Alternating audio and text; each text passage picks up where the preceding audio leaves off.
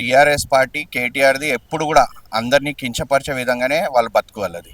ఎందుకంటే గతంలో మీరు చూసిర్రు, టీఆర్ఎస్లో ఉన్నప్పుడు ముఖ్యంగా దళితులను అగౌరవపరిచారు, తర్వాత రాజ్యాంగాన్ని అగౌరవపరుస్తున్నారు. అదేవిధంగా మా నేత రాహుల్ గాంధీ గారిని అగౌరవపరుస్తున్నారు, ముఖ్యమంత్రి గారిని అగౌరవపరుస్తున్నారు.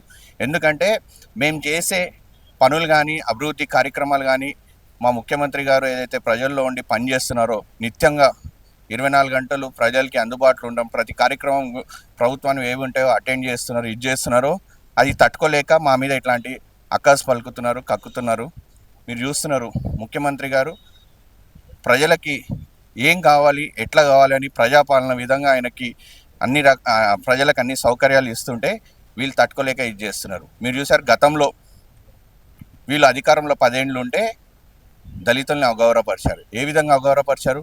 3 ఎకరాలు దళితులకు భూమి ఇస్తానని ఇయ్యలే, దళితులు ముఖ్యమంత్రి చేస్తానని చేయలేదు. మళ్ళీ నేరెళ్ళ ఏదైతే దళితులు ఉండే వాళ్ళని కూడా కొట్టి వాళ్ళని జైలుకి పంపించిన ఘనత కూడా టీఆర్ఎస్ పార్టీ అప్పటి ముఖ్యమంత్రి కేటీఆర్కే దగ్గుతుంది.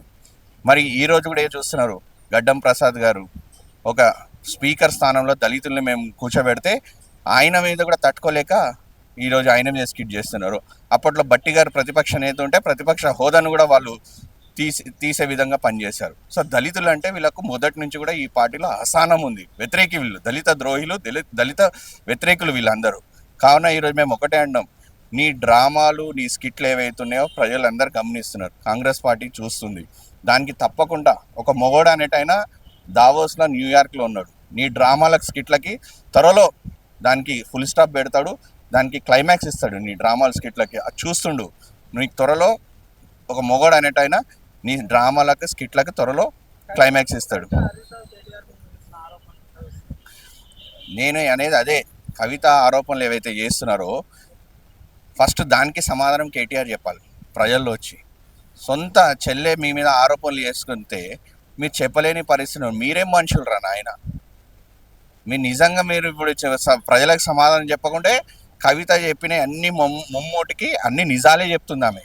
అంటే మీ దగ్గర సమాధానం లేదు, మేము ఇలాంటి అవినీతికి, ఇలాంటి పనులకు పాల్పడ్డామని స్పష్టంగా ప్రజలకు ఇప్పుడు తెలుస్తుంది. కావున కవిత ఏదైతే చెప్తుందో నిజంగా కేటీఆర్ అలాంటి పనులు చేయలేదు, హరీష్ రావు చేయలేదంటే వాళ్ళు ప్రజల ముందు వచ్చి సమాధానం చెప్పుకుంటే ఇప్పటికైనా ప్రజలు వాళ్ళని నమ్ముతారు. అనొచ్చు, హరీష్ రావుకి చాలా బిడుదలు ఉన్నాయి. అట్లాంటివి చెప్తే అగ్గిపెట్ట హరీష్ రావు అంటారు, పెట్రోల్ బాటిల్ హరీష్ రావు అంటారు. సో హరీష్ రావు చేసిన అప్పుడు తెలంగాణ కొన్ని ఆత్మహత్యలకి కారణమే హరీష్ రావు. సో హరీష్ రావుకి ఎన్ని బిడుదలు పెట్టినా తక్కువనే ఈ సమాజంలో ఇప్పుడున్న పరిస్థితుల్లో.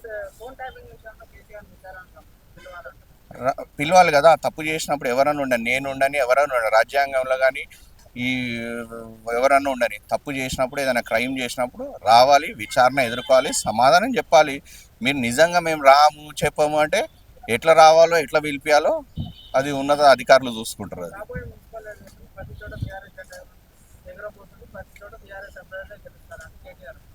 కేటీఆర్ అన్నీ చెప్పుకుంటు జూబ్లీహిల్స్ కూడా ఎట్లా తిరిగి చూసిరు కదా, ఏమైంది? తిప్పి కొట్టుడు కొడితే మళ్ళీ నెల రోజులు బయటికి వెళ్ళాలి. సో ఆయన డ్రామాలు, స్కిట్లు ప్రజలందరూ గమనిస్తున్నారు. సమయం వచ్చినప్పుడే ప్రజలే సమాధానం చెప్తారు.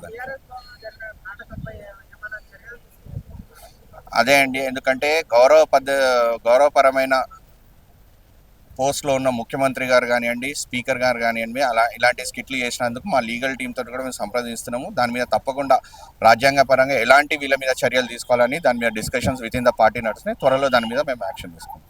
Subscribe us and press the bell icon for more interesting updates.